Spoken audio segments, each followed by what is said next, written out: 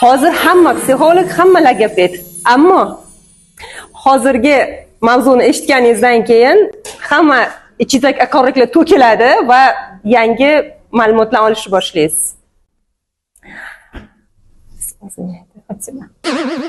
Bugungi mehmonimiz Fatima opa. Fatima opa, o'zingizni avvalambor tanishtirasiz. Assalomu alaykum, men ismim Fatima. Logoped, psixolog, mutaxassis bo'lib ishlayman. 15 yillik tajribaga egaman. Nimaga aynan logopedlikni o'zini davom etib keturmadingiz? Nimaga aynan faqat bolalar o'zi bilan ishlamadingizda psixologiyaga ham kirishingizga to'g'ri keldi? Nima sizni majbur qildi? Nimada o'zingizni va bolalarni va onalarni va oilalarni aldolmadingiz? Chunki men 10 yildan oshiq logoped bo'lib mutaxassis sifatida maktabda faoliyat yuritdim va logoped sohasiga talab juda ham kuchayib bordi. Og'ir tashxisli bolalar ko'payib bordi. Va men xususiy markazlarda og'ir bolalar bilan ishlashni boshladim. Va bolalar bilan ishlash jarayonida ulardagi holatni ko'rib, oilasidagi, onasidagi ruhiy holatni ko'rib, ularni bolani o'zi bilan emas, onasi bilan ham ruhiy holati bilan ishlash kerakligini tushundim. Va psixologiyaga shunaqangi yondashdimki, psixoanaliz sohasi bo'yicha, ya'ni bolani homiladorlik davridan boshlab uni rivojlanishiga ta'sir qiladigan omillarni bartaraf qilish yo'llari haqida chuqur o'yladim va mana shu yo'nalishda onalarni asosan homiladorlik davridan boshlab ruhiy holatini o'rganish kerak, ruhiy holatni tuzatish kerakligiga amin bo'ldim. Shundagina avvalambor sog'lom bolalar rivojlanadi. Og'ir tashxisli bolalar yoki sog'lig'ida, rivojlanishida kamchiligi bo'lgan, hozir juda ham ko'payib ketyapti, nutqi kechikkan bolalar, o'zini yoshidan kech chiqyapti, nutqi, gapirishi kech bo'lyapti, harakatga kelishi, yurishi kech bo'layotgan, normadan kech kelayotgan bolalar juda ham ko'p bo'lyapti. Lekin bu to'g'ridan to'g'ri hech kim o'ylamaydiki, onasini holatiga ham bog'liq. Ya'ni onani ruhiy holati qanday bo'lsa, hayotga ishonchi past bo'lsa, bolaning rivojlanishi ham orqada bo'ladi. Boya yuqorida ikkalamiz sal tanishib olgan vaqtimizda men sizga aytdim-ku, faqat bolalarni o'zi bilan ishlashyapti, logopedlar, onalar qolib ketyapti deganimda siz aytdingiz, "Yo'q, logopedlarni qoralash niyatim yo'q, ularni qoralab chiqmaymiz" dedingiz. No, bilasizmi? Har doim mana shifoxonalarda bolalarni ko'raman, onalar shunaqa katta miqdorda pul to'lab yotishadi bolaning sog'ligi uchun. Logopedlar shunaqa jon ko'ydirib bolalar bilan ishlab yotishadi-da.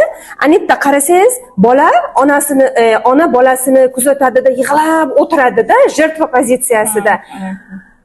No, aytging keladi-da. Mana shu imkonda bizga aytging keladi. Ayol, bekorga sarflama pulingni. Erkak, ota, bekorga sarflama pulingni. Ish объемni ketish kerak. Yolg'on-ku, uni hammasi yolg'on-ku. Sizda mana shu keling shu intervyuni qilaylik, keling sizni ochaylik deyishim, yonishim sababi shuki, siz eng asosiy fishkangiz, Fatima opamning eng asosiy fishkalari, ular faqat bolani o'zi bilan emas, o'sha oila bilan объемni ishlaydilar. Aynan mana shundagina rezultat bo'ladi. Sababiki, siz yuqorida ham aytdingiz, bola onani uyg'otish uchun keladi, onani holatini ko'rsatish uchun keladi. Mana shu haqida bizga chuqurroq qanaqa yondashyapsiz? Aynan ishga o'taylik, birdan yechimga. Men ish tajribamda juda ham ko'p bo'ldi.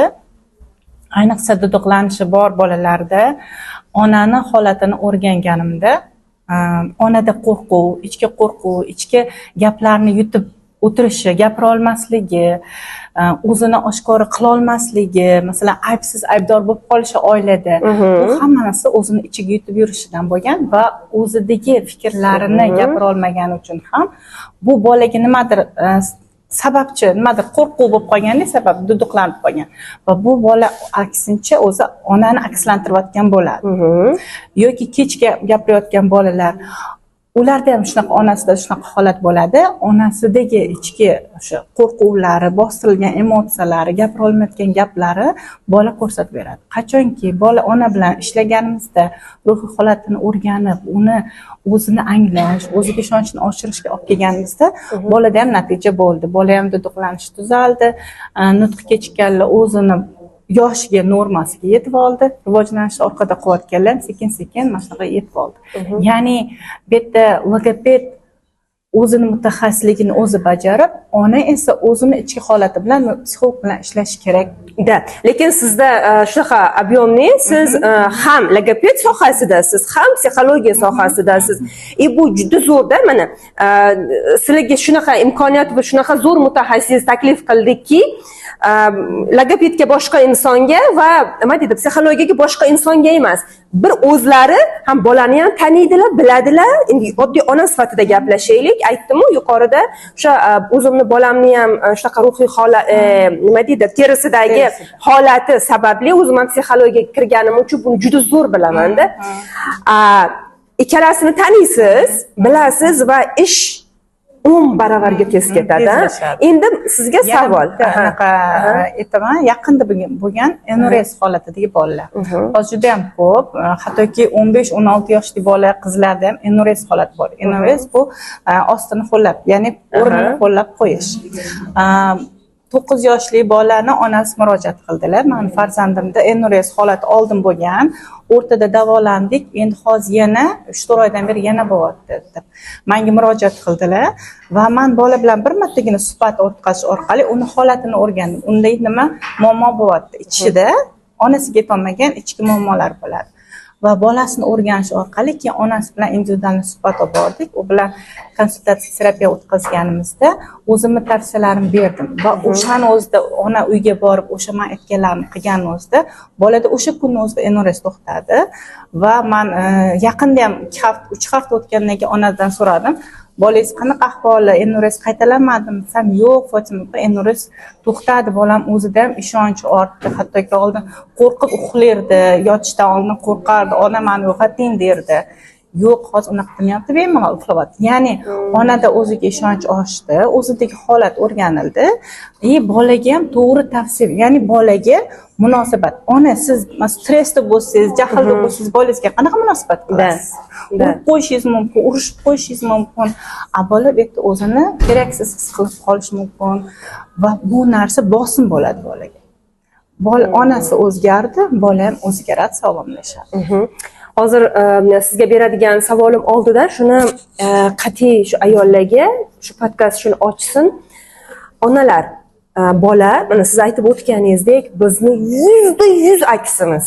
Ya'ni aynan o'sha balog'at 3 yoshigacha bir qadar, 12 yoshigacha aynan bir qadar davrlar bor. 18 yoshigacha juda va 24 yosh, 21-24 yosh o'sha mutlaqo uzilish davri-ku. O'shanga qadar shunchalik bog'liqki, bolani olib chopmang. Siz ham pulni ko'chadan supurib olmaysiz. Ona sifatida, ayol sifatida aytaman, turmush o'rtog'ingiz ham ko'chadan supurib olmaydilar pulni. Qachonki объемni birga ishlaganingizda natija bo'ladi. Yugurib chopmang. Xudo menga nima yozdim deb nolib chopmang. Avvalambor nima deydi? O'sha sizni uyg'otish uchun berildi bu jarayon va bolani ham o'zini holati, объемni birga ishlaganda o'zgaradi. Endi o'sha boyagi savolimga qaytaman. Qanaqa ish olib boryapsiz? Mana hozirgi kunda sizga mana bolasida bor, mana shu logopedlik nima deydi, sohasida ehtiyoj bor. Keldi, murojaat qildi yoningizga. Nechta seansligi va uni qolgan o'zingiz tushunasiz-ku va ona bilan nechta dars, konsultatsiya o'tasiz. Uni o'zini bolani holatiga qarab, individualni, onani o'zini holatiga qarab o'rganiladi. Qanchadir muddat ketadi deya olmaymiz. Bu hammasi ishingizni sal yoritib bering bizga. Masalan, kelsa, bola bilan alohida ishlansa, psixologik ham logopedik ishlanadi. Va onasi bilan alohida ishlanadi. U alohida kunga belgilanadi. Bu bola alohida kunga belgilanadi va har bitta terapiya jarayonlari, bola bilan mashg'ulot jarayonlari alohida o'tkaziladi. Bolani o'sha darajasiga qarab, kasallik darajasiga qarab seans belgilanadi. 3 oydan u yog'iga bo'lishi mumkin, uni holatiga qarab va bajariladigan vazifalarga qarab. Mashg'ulot berilsa, bola bilan uyda bu narsa bajarilmasa, natijaga erishib bo'lmaydi. Onaga ham tavsiya berilsa, vazifalar berilsa, u ichki holati bilan uyda ham shug'ullanmasa, u ham natija bermaydi. Hammasi individual. Men berishim mumkin, lekin siz bajarmasangiz natija bermaydi.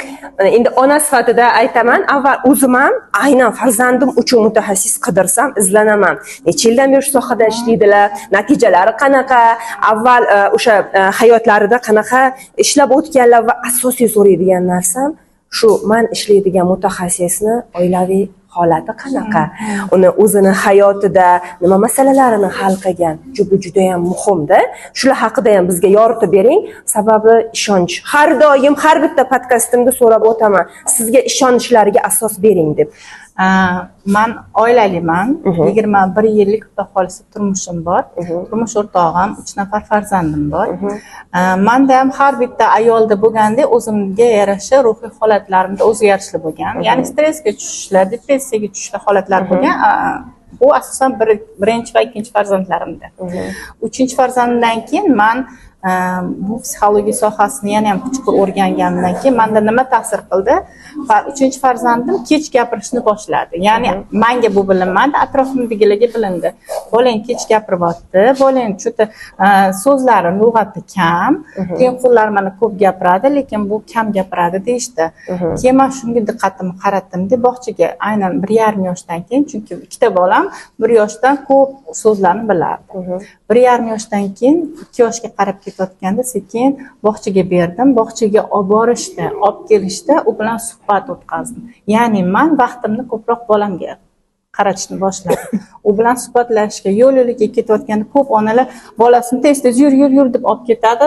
Bola emotsiyada yig'lagan, bormayman, qo'ymayman, bog'chaga xohishi bo'lmaydi. Bu yerda ham ona nima uchun olib kelyapti, o'zi bilmaydi. Bolani bog'chaga borish uchunmi, rivojlanish uchunmi yoki boladan tezroq qutulish uchunmi? Shu holatni o'rganib chiqish kerak. Bola bilan gaplashib, voy mamani qara, voy gullarni qara, keyin hidlaymiz. Qarani, anta hayvonlarni ko'rish mumkin. Parandalar bo'lishi mumkin, yo'l-yo'lga mashinani qara. Kelishi joyida, shu joyda bitta to'xtatib ketay bir og'iz. Mana shu joylarga ahamiyat berishmaydi onalar. Aynan mana shu nozik joylarni o'tkazib yuborishadida, keyin lekin balans bo'ladimi? Keyin vrachga olib qatnab 2 baravar o'sha energiyani beradi. Undan ko'ra element joylari ahamiyat berilmaydi. Yo'l-yo'lga bog'chaga olib ketayotganning o'zida bolani nutqini chiqarish mumkin. Bu aynan o'zimdan o'tkazganman. Katta bolalarimda bu narsa bo'lmagan, nutqi normada chiqqan, kichkina farzandimda shunaqa bo'lgan. Va men yo'l-yo'lga bog'chaga olib borganman. Voy, bog'chaning chiroyliligini, bog'chada muhit yaxshiligini, bolalar borligini, u yerda nima qilish imkoni bor, o'ynash imkoni borligini ko'rsatib berganman. Keyin bolani bog'chadan olayotganda nima ovqat yeding emas, bog'chapen nima dedi, urishdimi emas. Bugun nima o'rganding? O'rtoqlaring bilan nima o'ynading? Qanaqa bo'ldi? Senga yoqdim, uni kayfiyatini so'rash. Xafa bo'lgan bo'lsa, nima bo'ldi? Xafa bo'ldim, hech narsa qilmaydi. Kayfiyatiga kirishish. Qarang, Xudoga nima yozdim, duduqlanish berdi deb gapiramiz-da, lekin qarang qanaqa oddiy sabablar bilan o'zimiz sababchi bo'lib qolamiz. Eshitmayapsan bolani, ovozini ham eshitging kelmaydimi? Yaratganam nima deydi? Jim o'tir deyshadi. Bo'ldi. Yaratganam nima deydi? Sen xohladingmi? Bo'ldi deb gapiradi-yu. Ko'p urishadi onalar. Jim o'tir, gapirma. Ovozingni o'chir deyshadi. Конечно, bu bola keyin ovozini o'chiradi. Men gapirish mumkin emas ekan menga deydi-da va ongsiz ravishda u jim bo'ladi. Qarang, va ham hozir ko'proq mana gadjetlarga, telefonlarga bolalar juda ham bog'lanib qolgan. Ko'proq mayli ona ish qilyaptimi, yonida o'tkazib qo'yib nimadir gaplashib o'tirish mumkin. Men katta qizimda asosan ikkita katta farzandimni unda u payt telefonlar bo'lmagan, qarab o'tiradigan odam bo'lmagan, yonimga o'tkazib qo'yib, stolga o'tkazib qo'yib ovqat qilardim. Nima sovotganimni, nima qilayotganimni, mana men sovaman, suhbat. U kichkina, hali gapirmaydi, lekin o'shani eshitadi. Onasi yonidaligini his qiladi. U zashishini, himoyalangan his qiladi-da. Anaqa ruhiy buzilish ketmaydi. Bolada ruhiy buzilish yoshlikdan, onadan uzoqlashgandan boshlanadi. Hozir mana shu suhbat qilish jarayonida o'zim ham his qildim-da, endi borgan sari insonni his qiladigan bo'lib ketasan-ku. Sizga ishonchli logoped xodim hamda psixolog kerak bo'lsa, shu объемный ishlab 1 yilda ketadigan natijani ona oila bilan birga ishlaganda nima deydi 2-3 baravarga qisqartirib tashlash mumkin.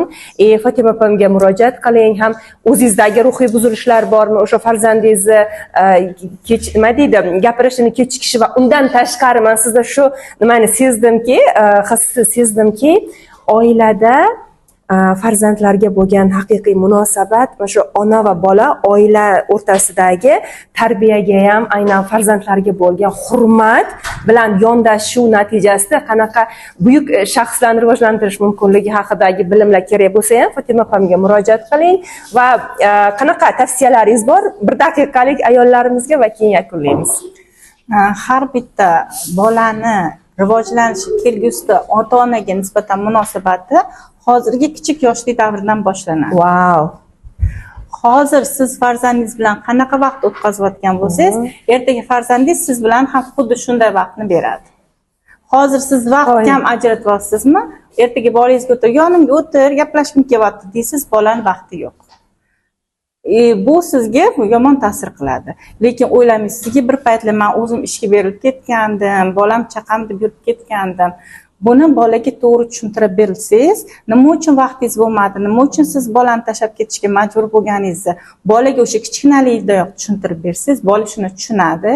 Ha, demak, onam ishlagani uchun ketgan ekan, menga yordam bo'lish uchun, meni yomon ko'rgani uchun emas, meni tashlab ketmagan ekan degan fikrda qoladi-da. Va katta bo'lganda ham sizga hurmati ham cheksiz bo'ladi. Demak, yakunlaymiz. Xursandman siz bilan tanishganimdan. Video tagida hamma ma'lumotlarni qoldiramiz. Fotima opamga murojaat qilmoqchi bo'lsangiz, marhamat.